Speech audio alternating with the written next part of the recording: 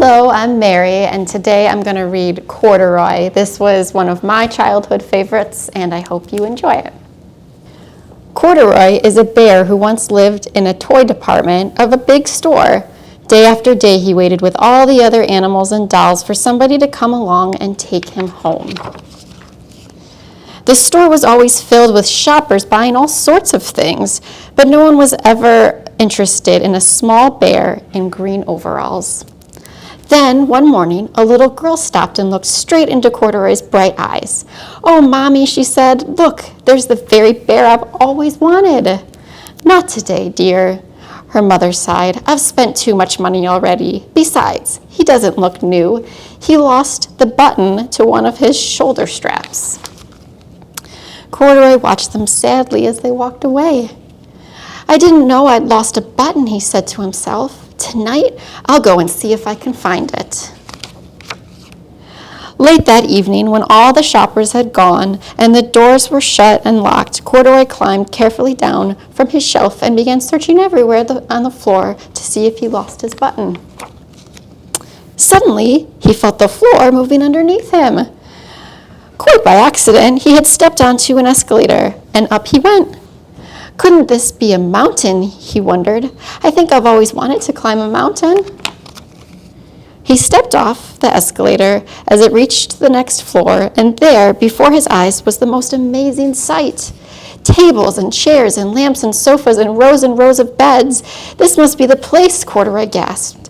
"I guess I've always wanted to live in a palace." He wandered around admiring the furniture. "This must be a bed," he said. "I've always wanted to sleep in a bed." And up he crawled into a large, thick mattress. All at once, he saw something small and round. "Why, here's the button," he cried. And he tried to pick it up, but like all other buttons on the mattress, it was tied down tight. He yanked and pulled with both paws until pop, off came the button, and off the mattress Corduroy toppled. Bang! Onto a tall floor lamp. Over it fell with a crash. Corduroy didn't know it, but there was someone else awake in the store. The night watchman was doing his rounds on the floor above. When he heard the crash, he came dashing down the escalator. "Now who in the world did that?" he exclaimed. "Somebody must be hiding around here." He flashed his light under and over the sofas and beds until he came to the biggest bed of them all, and there he saw two fuzzy little brown ears sticking up from under the covers. "Hello," he said. "How did you get upstairs?" The watchman tucked Corduroy under his arm and carried him down the escalator. He set him on the shelf in the toy department with the other animals and dolls. Corduroy was just waking up when the first customers came into the store in the morning, and there, looking at him with a wide, warm smile, was the same little girl he'd seen the day before. "I'm Lisa," she said, "and you're going to be my very own bear. Last night I counted what I've saved in my piggy bank, and my mother said I could bring you home." "Shall I put him in a box for you?"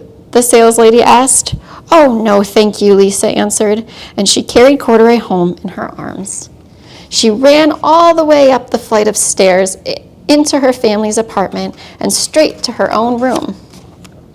Corduroy blinked. There was a chair and a chest and drawers, and alongside a girl-sized bed stood